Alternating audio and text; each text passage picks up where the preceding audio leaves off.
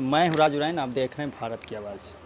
अभी आपके सामने मौजूद हैं जदयू नेता गौतम कुमार उर्फ भैया जी।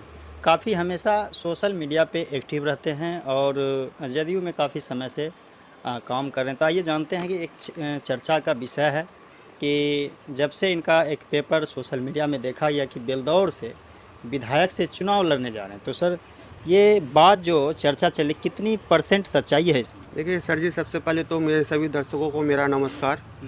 और मैं इस विषय में यही कहूँगा कि देखिए, मैं 2012 से जनता दल यू में सक्रिय रूप से हूँ। 2 बार जिला अध्यक्ष रहा हूँ, पहला बार अधिवक्ता प्रकोष्ठ में, फिर तकनीकी प्रकोष्ठ में। वर्तमान में मैं बिहार प्रदेश सचिव हूँ व्यवसायी प्रकोष्ठ में। तो 12-14 साल का राजनीति सफ़र है। मैं इस विषय में बहुत सीरियस हूँ राजनीति को लेके। और तो कोई भी नेता होते हैं, जो बड़े नेता होते हैं, वो अपना कोई भी कार्य क्षेत्र चुनते हैं कि उनको चुनाव लड़ना है तो कौन से क्षेत्र से लड़ना है। तो मैं 2017 से ही बेलदौर विधानसभा पे मेहनत कर रहा हूँ। ऐसे तो मेरा व्यवसायी है, बिजनेस है, जेवर का है, रियल एस्टेट का है, लेकिन फिर भी मैं समय निकाल कर हर एक शनिवार रविवार बेलदौर विधानसभा जाता हूँ। वहाँ के पंचायतों में अपना कार्य करता हूँ और 2017 से मैं लगा हुआ हूँ। देखिए, एक तो बात है कि आप सुखी संपन्न घर से हैं, किसी चीज़ की कमी नहीं है, तो फिर ये राजनीति कैसे समझना? देखिए, सुखी संपन्न घर से है, सही बात है। तो मैं अपने बारे में बता दूं, मेरे घर में भी राजनीति का माहौल रहा है।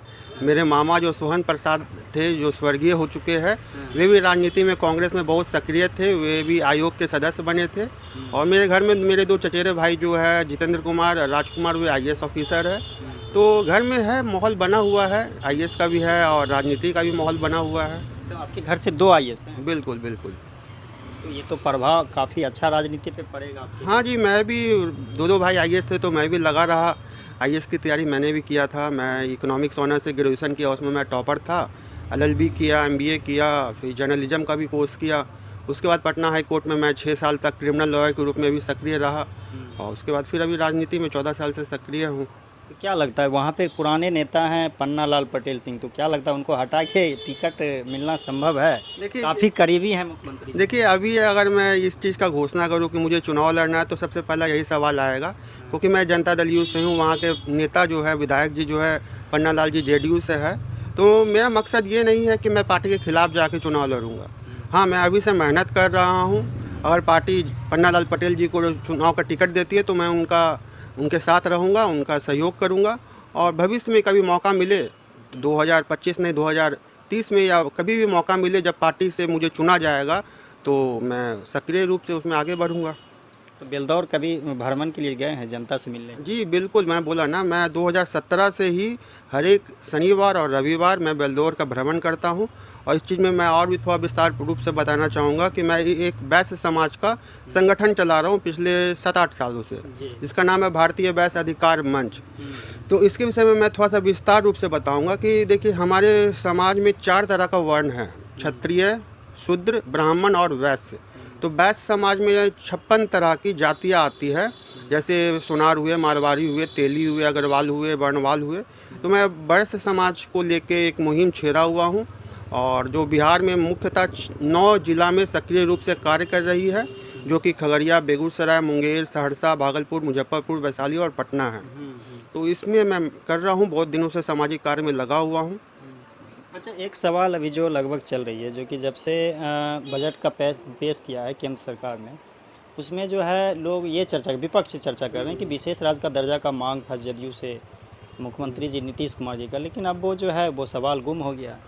देखिए, विपक्ष का तो काम ही है, विपक्ष तो होते ही इसलिए है कि हमेशा जो नेगेटिव पॉइंट होता है, नेगेटिव पॉइंट सोचना और नेगेटिव पॉइंट करना, तो उनका धर्म है नेगेटिव करना। तो नेगेटिव सोचते, अच्छाई में भी बुराई खोजते हैं। जहाँ तक रहा विशेष राज्य का दर्जा का सवाल, तो वो अभी भी है, ऐसा नहीं है।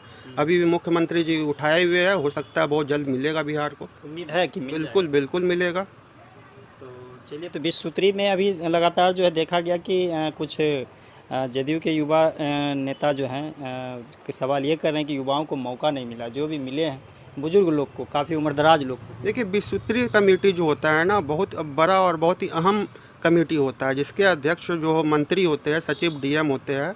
तो इसमें सभी युवा नेता को या युवा वर्ग के नेता को नहीं मिल सकता स्थान, क्योंकि ये बहुत ही जिम्मेदारी का होता है। तो उसमें जो पुराने नेता होते हैं, जो परिपक्व होते हैं, उन्हीं को स्थान देना ज़्यादा उचित है, तो वही हो रहा है। तो आप खगड़िया से हैं, खगड़िया प्रखंड यानी जो ज़िला है उसमें आप जो है उनका आपका आवास है, लेकिन क्या स्थिति है खगड़िया का, जो रोड है, जाम का स्थिति है, ये सब कैसे सुलझा जाए? देखिए, खगड़िया का स्थिति तो पहले आज से 15 साल 10 साल पहले बहुत ख़राब हुआ करता था। मनोहर जी आए, मनोहर जी ने बहुत अच्छा कार्य किया। खगड़िया का नाला, रोड जो कभी बरसात में पूरा भीग जाता था, डूब जाता था, वे बहुत अच्छा हुआ। उसके बाद अभी जो वर्तमान में हमारी सभापति महोदय है, वे भी बहुत अच्छा कार्य कर रही। रोड बन रहा है, नाला बन रहा है, तो पहले से तो स्थिति बहुत बेहतर है। उम्मीद है आगे भी बेहतर ही होगा। लास्ट सवाल है, तो क्या ये जनता को मैसेज देना चाहिए, ये हकीकत है या ऐसे अफवाह? चुनाव जो नहीं, बिल्कुल, मैं चुनाव की तैयारी 2017 से कर रहा हूँ, मैं बता रहा हूँ। 2017 से कर रहा हूँ। हर एक शनिवार रविवार मैं जाता हूँ, और क्योंकि मेरा अपना ज्वेलरी शॉप है, शनिवार रविवार को जाके हर एक पंचायत में विजिट कर रहा हूँ। हर एक पंचायत में मैं अपना 5-5 सदस्य बना रहा हूँ, अपना टीम बना रहा हूँ। और भविष्य में अगर जेडीयू की तरफ से पन्नालाल पटेल जी को टिकट मिलता है तो मैं उनके समर्थन में आगे रहूँगा, या भविष्य में अगर कभी मुझे मौका मिलता है तो मैं जनता की सेवा के लिए अपना किस्मत आजमाऊँगा। चलिए, बहुत बहुत धन्यवाद। आपसे बात कर रहे थे गौतम कुमार जी, जो कि आज क्लियर हो गया है। इन्होंने कहा कि मौका मिलेगा तो मैं ज़रूर चुनाव लड़ूंगा, लेकिन इन्होंने कहा कि अगर हमारे नेता जो सर्वमान्य हैं नीतीश कुमार जी, अगर पन्नालाल पटेल जी को टिकट देते तो हम लोग उनके साथ काम करेंगे, उनको जिताएंगे। नेक्स्ट टाइम कभी मौका मिला तो इसके लिए चुनाव लड़ेंगे, लेकिन हम लोग काफ़ी समय से जदयू में हैं तो उम्मीद रहता है कि हम भी चुनाव लड़ें। ये तो सभी नेताओं का सोच होता है। चलिए, अच्छी बात है।